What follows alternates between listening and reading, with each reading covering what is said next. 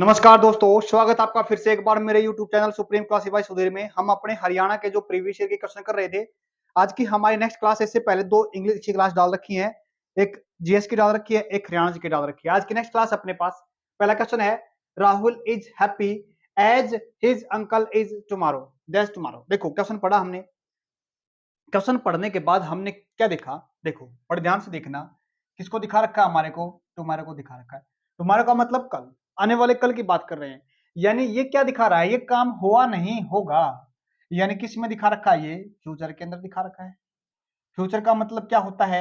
जिसमें सेंटेंस को हम सेल के साथ या विल के साथ लिखते हैं। समझ में आ गया ना? सेंटेंस में देखो सेल विल तो है ही नहीं, क्योंकि फिक्स टाइम है। फिक्स टाइम हम किस में दिखाते हैं? सेल विल के साथ तो दिखाते हैं। लेकिन सेल विल के साथ साथ हम क्या करते हैं? इसमें दो ऑप्शन अपने पास पहले से दे रखे हैं, जिसके साथ हम फिक्स टाइम को दिखा सकते हैं। पहला ऑप्शन है, ये तो अपने पास पास्ट फॉर्म होती है, इसको तो निकाल दो, वर्ब की सेकंड फॉर्म को पास्ट फॉर्म बोलते हैं। दूसरी चीज, हम किसकी बात कर रहे हैं? हिज अंकल की बात कर रहे हैं। यानी हिज अंकल क्या हो गया? ही हो गया। ही के हिसाब से हम वर्ब की फिफ्थ फॉर्म भी लिख सकते हैं सेंटेंस के अंदर अगर चाहे तो। बट यहां पे लिख नहीं सकते सेंटेंस के अंदर। क्यों? क्योंकि यहाँ पे हमारे पास क्या दिखा रखा है? सेंटेंस के अंदर है इज दिखा रखा है। टाइम को दिखाने वाला पहले शब्द दिखा रखा है। इज के साथ तो हम और की फिफ्थ फॉर्म तो नहीं लिखेंगे। तो नहीं लिखेंगे तो अपने पास ये क्या होगी? गलत होगी। ये इसलिए गलत हुई है। अगर हमारे पास यहाँ पे इज नहीं होता ना, क्या बोला मैंने? इज नहीं होता तो बेस्ट ऑप्शन होता अपने पास क्या? Arriving, sorry arrives. कौन सा होता अपने पास? बेस्ट ऑप्शन अराइव्स होता। अगर यहाँ पे चाहे भले ही इज दे रखा हो, बेस्ट ऑप्शन अपना अपने पास क्या होता? अराइव्स होता। लेकिन हमारे को सेंटेंस में क्या दे रखा है? इज दे रखा है। तो इज के साथ क्या लिखते हैं? हमें बी की फॉर्म के साथ आईएनजी फॉर्म लिखते हैं, काम को चलते हुए दिखाती है। बट यहाँ पे क्या है? जब हमारे को कोई टाइम फिक्स दे रखा है, कोई टाइम फिक्स करके पूछ रखा है, तो हम उसको वर्ब की फर्स्ट फॉर्म के साथ आईएनजी में भी लिख सकते हैं। तो इसके साथ सही ऑप्शन क्या जाएगा अपना? ये सही ऑप्शन रहेगा बी सी। नेक्स्ट देखिए, अराइव, ये रूटीन के कामों को दिखाता है।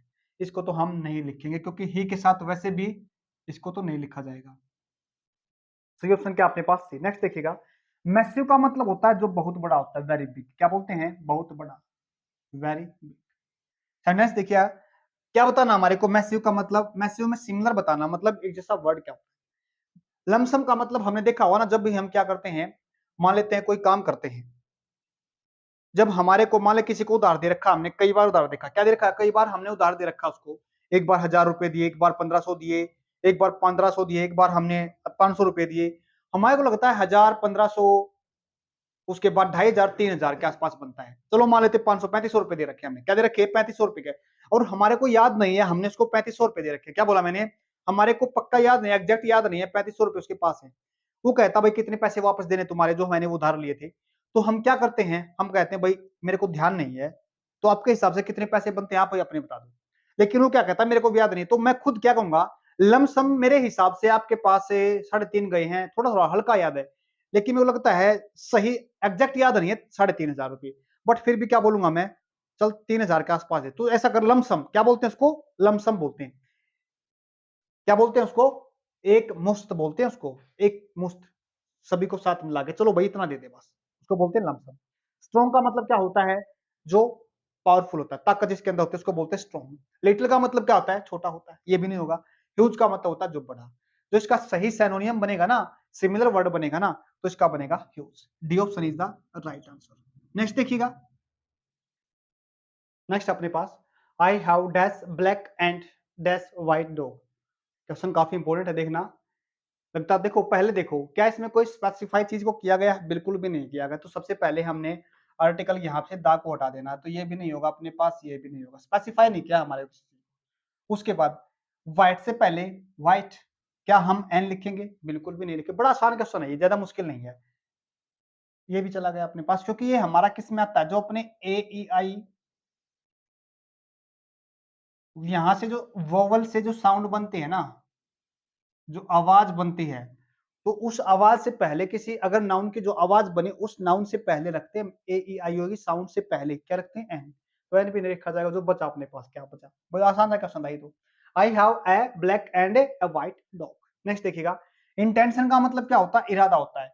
इंटेंशन का सिनोनियम बताना हमारे को, सेम वर्ड। इंटेंशन का मतलब इरादा, और क्या बताना हमारे को, सिनोनिम बताना। चॉइस का मतलब क्या होता है, पसंद। क्या बोलेंगे, चॉइस का मतलब होता है जब जो हम क्या करते हैं, चॉइस का मतलब होता है एक तरह का ऑप्शन। क्या बोलेंगे, चॉइस का मतलब होता है ऑप्शन। एम का क्या मतलब होता है, उद्देश्य, जिसका सिनोनियम है उद्देश्य। उसके बाद कैजुअल का मतलब होता है आकस्मिक बोल सकते हैं हिंदी में, या फिर इंसिडेंटल कह सकते हैं, या फिर एक्सीडेंटल कह सकते हैं। आगे देखिए, डेटर्मिनेशन का मतलब होता है, डेटर्मिनेशन का मतलब होता है जहां पे हमारा क्या होता है, इरादा दृढ़ निश्चय होता है। क्या होता है, दृढ़ निश्चय होता है। कैजुअल का मतलब मैंने बताया एक्सीडेंटल या फिर इंसिडेंटल, दोनों हो सकते हैं इसके। आकस्मिक, एम का मतलब होता है उद्देश्य, जो हमारा किसका सिनोनियम बनता है, इंटेंशन का सही सिनोनियम। चॉइस का मतलब ऑप्शन। नेक्स्ट देखिएगा, नेक्स्ट अपने पास एंटीक का क्या बताना हमारे को, अपोजिट बताना है।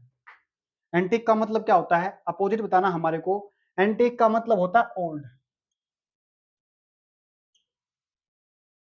एज का मतलब होता है जो पुराना। क्या बोलेंगे, एज का मतलब होता है पुराना। ये एज से संबंधित जो उम्र होती है, छोटे बड़े की उम्र के साथ लेते हैं। एज का मतलब होता है जो बड़ा होता है। ट्रेडिशन का मतलब होता है जो काफी टाइम से चला आ रहा है, यानी पुराने टाइम से जो चला आ रहा है। हिस्टोरिक का मतलब होता है रिलेटेड, जो हिस्ट्री से संबंधित होता है, जो मतलब प्राचीन टाइम से रिलेटेड होता है, उसको बोलते हैं हिस्ट्री। अब इसका जो सिनोनियम क्या बनेगा, एंटीक का मतलब क्या होता है, सिनोनियम नहीं पूछा यहाँ पे, एंटोनियम पूछा, उल्टा पूछा, इसका अपोजिट पूछा है। तो एंटीक का मतलब क्या हो जाएगा, न्यू हो जाएगा, नया हो जाएगा। आगे देखिएगा, Gita is the article sorry sentence dash girl in the class, किसकी बात कर रखी है, इन द क्लास की बात कर रखी है। हमने इसमें दिखा रखा है, देखो टॉल का मतलब होता है लंबा, ये विशेषता को दिखाने वाला शब्द है, मतलब किसकी बात कर रखी है, टॉल। टॉल का मतलब होता है लंबा। अब हमने किसकी बात कर रखी है, गीता की बात कर रखी है, और उसको किसमें दिखा रखा है, क्लास में सबसे लंबा दिखा रखा है। क्या बोलेंगे, क्लास में सबसे लंबा दिखा रखा है। टॉल होता है लंबा होना, टोलर होता है किसी दूसरे से लंबा होना, दो दो में से किसी एक का लंबा होना, और टोलेस्ट का मतलब होता है सभी में से किसी एक का लंबा होना। तो क्या कह सकते हैं यहाँ पे, मोस्ट तो नहीं लिखा जाएगा। क्या बोला मैंने, मोस्ट तो नहीं लिखा जाएगा, क्योंकि टोल, टोलर, टोलेस्ट बनता है अपने पास। मोर टोलर भी नहीं लिखा जाएगा अपने पास। समझ में आ गया ना। दूसरी बात, जब हमने दो की बात करते हैं तो टोलर बोलते हैं, यानी क्या बोलते हैं, हमें कंपैरेटिव डिग्री को दिखाते हैं। तो टोलर, दो को दिखाने के लिए क्या लिखते हैं, टोलर लिखते हैं। तो अपने पास ये भी नहीं लिखा जाएगा, मतलब ये भी क्या हुआ, गलत हो गया। तो अपने पास सुपरलेटिव डिग्री आती है। क्या आती है, सुपरलेटिव डिग्री तब आती है जब हमें किसी एक को दिखाते हैं और एक सभी में से किसी एक को दिखाते हैं। तो इसका मतलब अपने पास क्या आती है, D3 आती है। तो अपने पास सुपरलेटिव डिग्री ये बनती है। उम्मीद करता हूं समझ में आ गया। नेक्स्ट क्वेश्चन देखिए, देखो अपने पास क्वेश्चन काफी इंपॉर्टेंट, दो तीन चीजें सीखेंगे इसके अंदर। सेंटेंस में क्या लिखा है, व्हाट, ये हमें पता नहीं क्या है यहाँ पे, इज है, वोज है, दैट नोइस, व्हाट पूछा गया, क्या करना है, क्या लिखना हमारे को सेंटेंस के अंदर। देखो, दिस का मतलब होता है यह पे, क्या होता है, दिस का मतलब होता है यह, जो पास में होता है। क्या बोलेंगे, पास में होता है, जो नजदीक की चीज को दिखाता है। नजदीक की चीज को दिखाने के लिए हम क्या लिखते हैं, दिस लिखते हैं।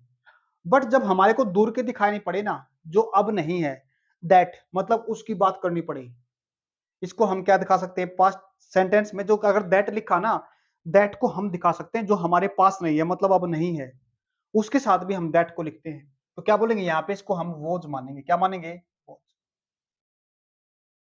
क्या बोलेंगे, what was a that voice, वो आवाज क्या थी, वट।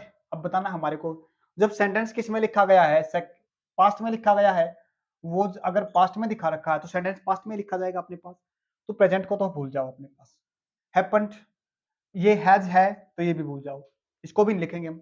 अब एक चीज और देखो, ये अपने पास है, यदि ऐसा काम जो पास्ट में दो घटनाएं घटती हैं, तब एक पहले एक बाद में, तो बाद वाली घटना सॉरी पहले वाली जो घटना घटी है, देखो एक पहले घटी घटना और एक बाद में घटी है। अगर पहले घटी है तो सेकंड फॉर्म के साथ, अगर उससे भी पहले घटी है तो हेड प्लस में थर्ड फॉर्म लिखते हैं। ये तो नहीं है, तो अपने पास क्या बता, सेकंड फॉर्म लिखी जाएगी इसके अंदर, व्हाट हैपेंड, क्या हुआ। उम्मीद करता हूं समझ में आ गया। नेक्स्ट देखिएगा, कोसेट का हमें अपोजिट बताना है। कोसेट का मतलब होता है लाड प्यार। क्या बोलेंगे, कोसेट का मतलब होता है लाड प्यार। एक इसी के जैसा शब्द है मोली, कोडल, जो मतलब कोसेट का वही मतलब कोडल का है। एक होता है मोली कोडल, मोली कोडल।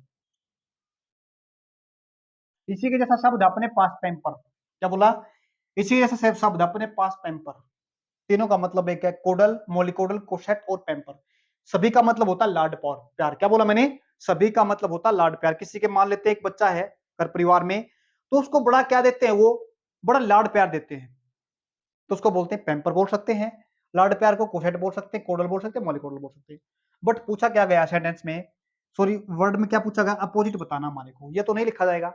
डाइवर्ट का मतलब है किसी चीज को मोड़ देना, डाइवर्जन कर देना, मोड़ देना, नहीं लिखा जाएगा। पिंच का मतलब होता है चुटकी, क्या बोलेंगे, पिंच का मतलब होता है चुटकी, ये भी नहीं होगा। तो नेग्लेक्ट का मतलब होता है किसी की उपेक्षा करना, क्या होता है, किसी की उपेक्षा, किसी को अनदेखा करना, क्या बोलेंगे, किसी को अनदेखा करना पड़े तो उसको क्या बोलेंगे, नेग्लेक्ट। उम्मीद करता हूं समझ में आ गया होगा। इसका सही ऑप्शन क्या था अपने पास, नेक्स्ट क्वेश्चन देखिए। देखो अपने पास लास्ट क्वेश्चन है आज के, आई कांट अंडरस्टैंड, मैं नहीं समझ सकता, people who are cruel animal. देखो किसी के प्रति क्रूअल होना ना, जैसे एनिमल्स के प्रति, क्या बोला मैंने, क्रूअल होना, ये क्वेश्चन कई बार आता है। क्रूअल के साथ क्या लगाते हैं हम, क्रूअल अपने साथ प्रेपोजिशन, जब हम किसी के प्रति निर्दयी होते हैं ना, तो क्रूअल के साथ क्या लगाते हैं, टू लगाते हैं। याद रखना इस क्वेश्चन को। नेक्स्ट देखिए अपने पास, it is the first time, it is the second time, ये दो तरीके से बताता हूँ क्वेश्चन को।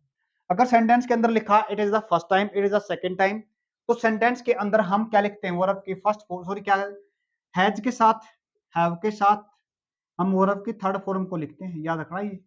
वैसे भी अगर सेंटेंस के अंदर लिखा आ जाए ना, तो देख लेना इसको, क्या बोलेंगे, has been displayed to the public.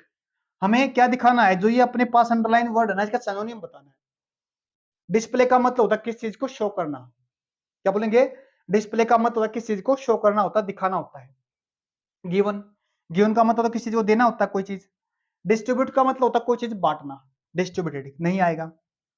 उसके बाद एग्जिबिट का मतलब क्या होता है, देखो ये वर्ड कई बार आता है जब भी हम 10th या 11th 12th के अंदर पढ़ते हैं, तो हमारे वहां पे क्या होता है, एग्जीबिशन होता है, क्या बोलता है वो, एग्जीबिशन, ये वर्ड यहां से बनता है, एग्जिबिट से बनता है।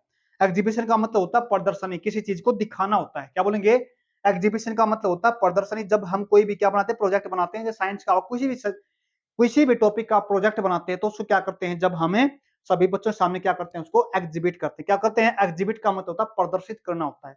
तो सही डिस्प्ले का मतलब सही सिनोनिम क्या बनेगा, एग्जिबिट बनेगा। सही आंसर क्या है, सी है। रिफ्यूज का मतलब तो मना करना होता है।